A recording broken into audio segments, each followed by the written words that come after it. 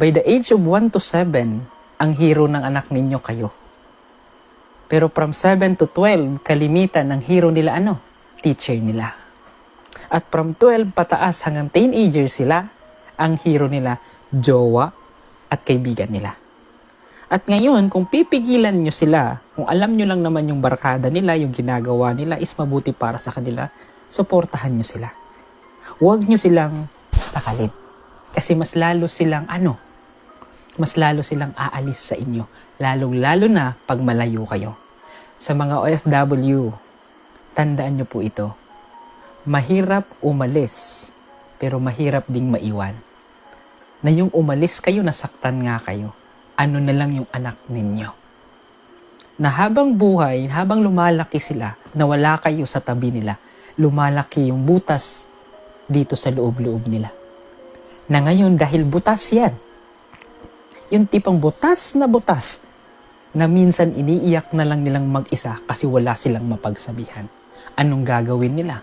Gusto na nilang ng kasiyahan. Pag naghanap na sila ng kasiyahan minsan, hindi na nila hinahanap or tinitingnan kung mabuti ba yun o ikakasama nila.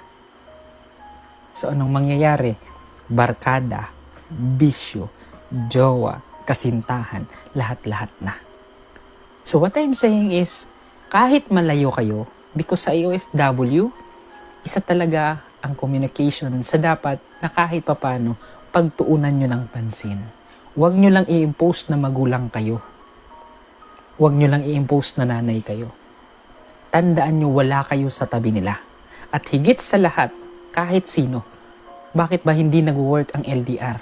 Kadalasan. Hindi lahat, pero kadalasan hindi nag-work. It is because yung taong mahal nila wala sa tabi nila.